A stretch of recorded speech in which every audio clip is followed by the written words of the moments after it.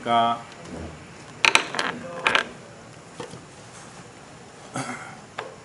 사실 저희 교회가 장로 모임을 너무나 오랜만에 해가지고 잘 찾아오시지 못하신 것 같습니다. 아직 시간이 좀 지났는데 많이 안 오셔서 좀 기다리려고 하다가 시작해야 될 것 같습니다.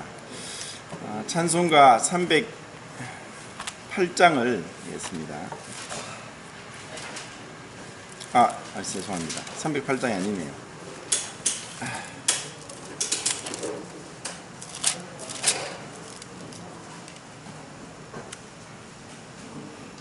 음.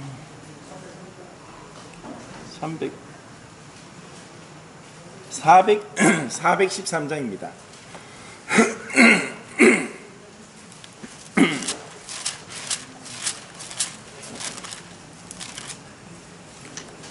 (413장입니다)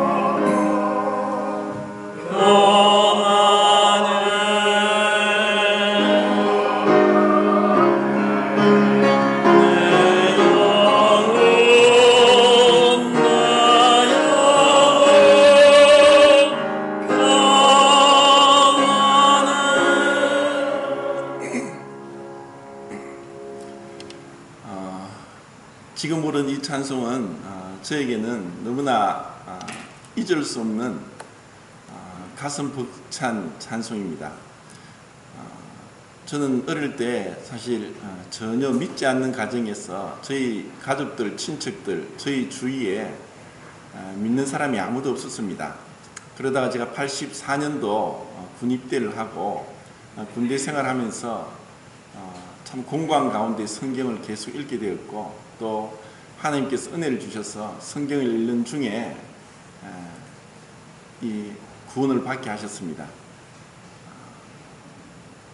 신약 성경을 거의 다 읽었는데 주님께서 얼마나 큰 감동을 주셨는지, 그러고 나서 교회가 뭔지도 모르고 86년도 제대하고 집 앞에 있는 장로교회를 다녔습니다. 한 1년 정도 다녔는데, 다니면서 설교 듣는 것이 너무나 힘들었습니다. 그리고 저와 같이 구원받은 사람을 찾는 것이 어려웠고, 그 교회 오랫동안 다닌 사람들과 교제를 해도 소통이 되지 않고 교제가 되지 않는 거예요. 그러면서 교회를 찾기를 한 1년 동안 대구에 있는 큰 교회를 거의 다 다녔습니다. 그러다가 어릴 때 친구고 또 고등학교 때 같은 동기인 지금은 먼저 하늘나라 간 이육종 형제가 형제를 통해서 사실 모임에 오게 됐습니다. 그 전에는 이제 전도지를 한 장 보고, 그때가 1988년도 12월 3일 토요일이었습니다. 교파가 적히지 않았어요. 그래서 전화했고, 그때 이동환 형님이 전화를 받으시더라고요.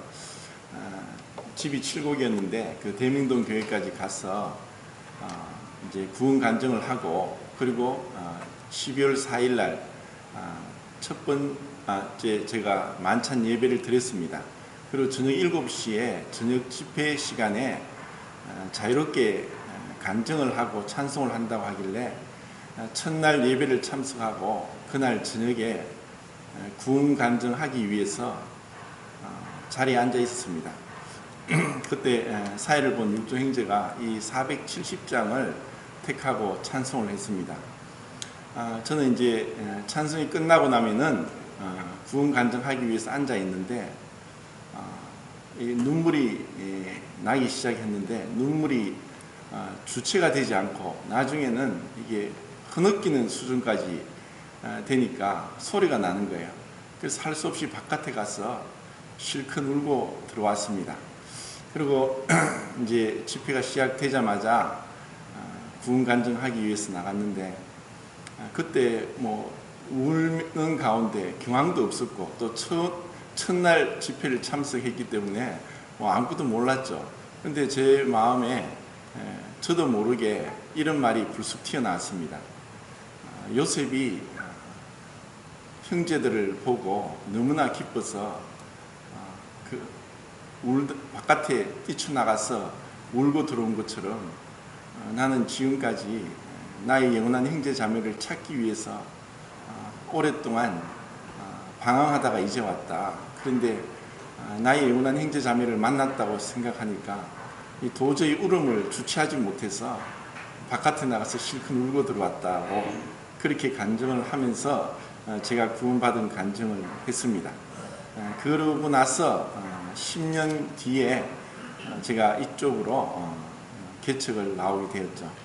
많은 시간이 지났는데 참 먼저 주님께서는 저를 많이 연단하시고 또 교훈하신 것 같습니다.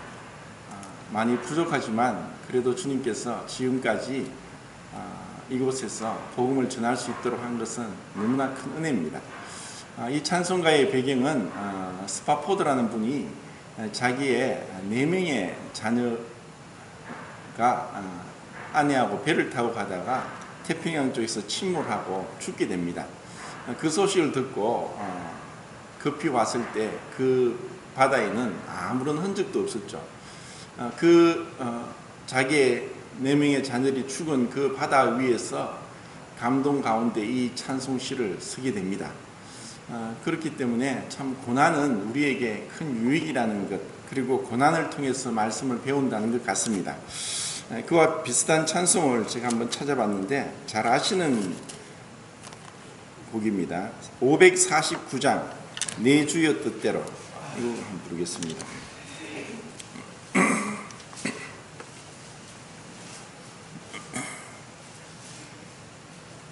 549장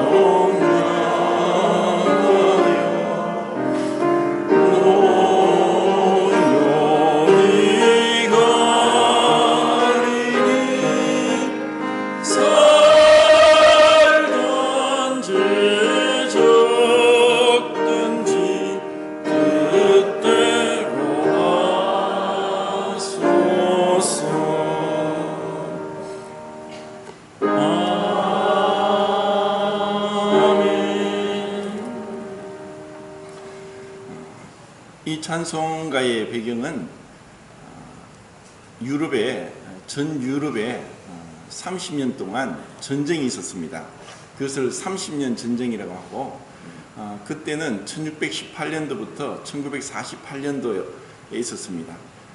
카톨릭과 프로테스탄트 개신교의 그 심한 어떤 갈등과 또 종교개혁 이후에 거의 한 100년이 지나고 난 뒤에 가톨릭 쪽에서 그 당시에 이제 그 신성 로마 제국의 페르디난드 2세가 이 가톨릭을 강요하면서 개신교와의 충돌이 일어났고 그 가운데서 이 찬송시를 쓴 벤자민 슈몰크 목사는 그 가톨릭이 득세하는 가운데 몰래 눈치를 보면서 36개 마을을 계속 신방하면서 가톨릭과 또 신교에서 갈등을 하는 사람들을 주님께로 많이 인도했습니다.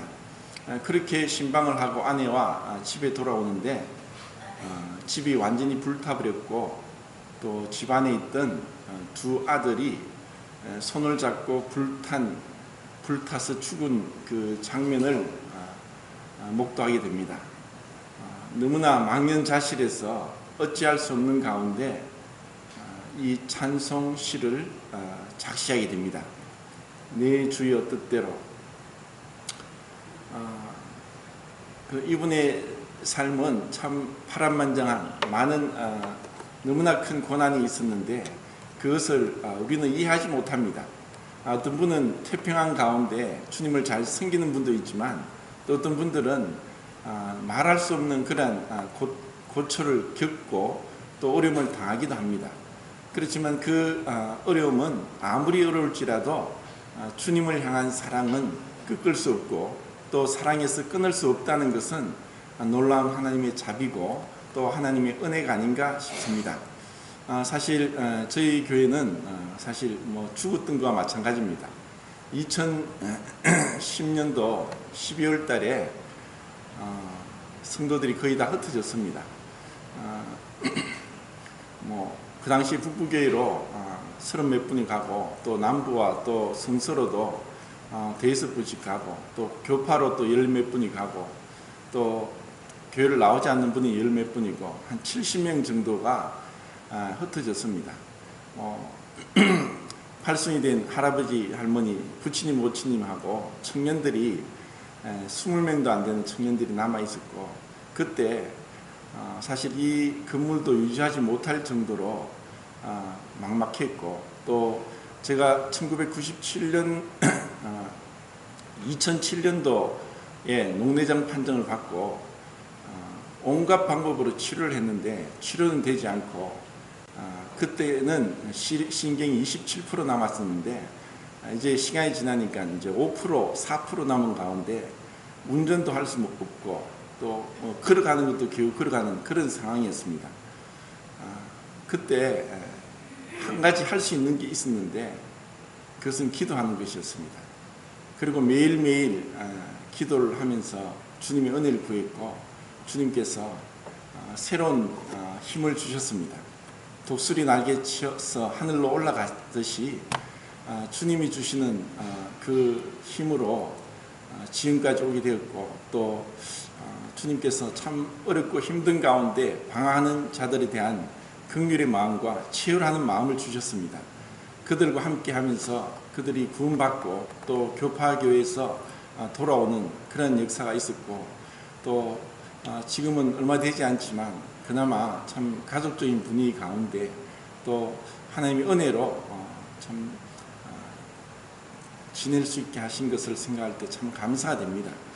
이 모든 것은 주님이 하셨다고 밖에 할 수 없고 또 거의 일어날 수 없는 가운데 완전히 엎어져야 될 상황 가운데 의인은 7번 넘어질지라도 아주 엎드러지지 아니하면 주께서 오른손으로 붙드심이라는 말씀이나 또 그런 말씀 가운데서 참 그 말씀을 경험하게 되었던 것입니다. 그리고 너무나 오랜만에 그 장로 집회를 하게 되었습니다. 그리고 사실 그 자매님들이 거의 다 직장을 가지고 일을 하시기 때문에 일손이 많이 부족하지만 첫째 시간 말씀을 잘 들으시고 또 기쁘게 식사를 해주시면 감사하겠습니다. 그런 말이 있죠. 왕후의 밥, 거린의 찬. 그 조촐하게 다른 교회처럼 그렇게 풍성하게 융숭하게 하지 못하지만 그냥 정성껏 집에서 한 끼 식사하시는 것처럼 그렇게 드셔주시면 감사하겠습니다. 그리고 오늘은 사실 그 구제에 대해서 계속 어려운 가운데 있을 때 사실 박선생님이 저에게 찾아오셨습니다. 그때 참 적은 금액이지만 주시면서 참 위로를 하셨고 또 그때부터 교제하면서 참 13년째 미얀마에서 구제를 하고 선교하는 그 얘기를 듣고 또 우리 교회 형제님이 2번이나 방문하면서 참 주님의 마음으로 또 주님의 그 은혜로 이제까지 해온 것이 너무나 감동적이었고 또 이것을 성도님들이 잘 형님들께서 잘 모르시는 분도 있는 것 같고 또 오해가 있는 것 같아서 이 구제에 대해서 교제할 그런 이제 마음을 주님이 주셨습니다. 그래서 이 시간 그리고 식사하시고 나서 오후에 또 1시간, 2시간을 구제에 대해서 또 간증을 들으면서 정말 주님이 원하시는 것은 주님의 마음으로 우리가 아는 것을 행하는 것과 또 고아와 나그네의 하나님이시고 아버지시고 또 외국인과 나그네를 소홀히 대접하지 말라고 했던 그 하나님께서 우리가 그 60년, 70년 전에 100년 전에 은혜를 받았던 그 은혜를 지금 그렇게 못 사는 곳에 주는 것은 당연하고 마땅한 것이고 그것이 바로 주님의 마음이 아닌가. 우리가 복음을 전하기 전에 그들이 배고프고 그들이 집이 없는 것을 보고 우리의 풍요로움을 나눠주지 않는다면 그들에게 복음이 들어갈 수 있겠는가. 이것은 너무나 당연한 것입니다. 그런 마음으로 하셨고 또 그것에 대해서 참 제가 개인적으로 참 형님을 존경하고 또 참 주님께서는 귀하게 그것을 판단하시리라는 그런 생각을 합니다. 이 땅에서는 사실 온전한 평가가 내려지지 않을 것이라는 생각도 들고 주님께서 아시니까 주님 보고 그 걸어간 그 고난의 길을 주님께서 어떻게 우리에게 보여주시고 또 우리로 하여금 어떻게 참 함께 동력할 수 있는가. 여러 가지 이제 뭐 다른 상황도 있겠지만 그런 사실 순수한 마음으로 이 주제를 정했고 또 형님을 이제 강사로 초청하게 되었습니다. 주님의 마음으로 또 마음을 주님께서 우리의 마음을 감동해 주시고 이 장로 모임이 참 큰 유익이 될 수 있길 바랍니다. 우리 중부교회에서 주님을 섬기는 도정률 형님께서 이 집필리에서 기도해 주시고 이제 말씀을 듣도록 하겠습니다.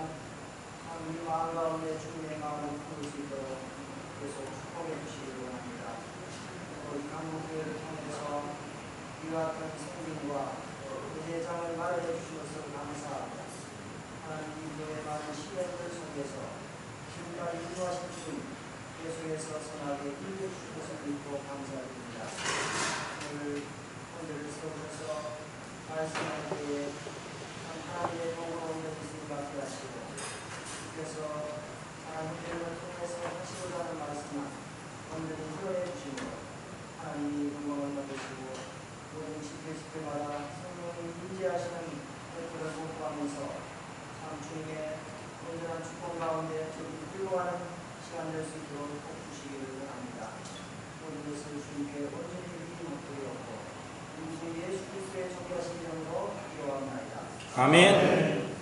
네, 강수성님 나오셔서 말씀 주시겠습니다.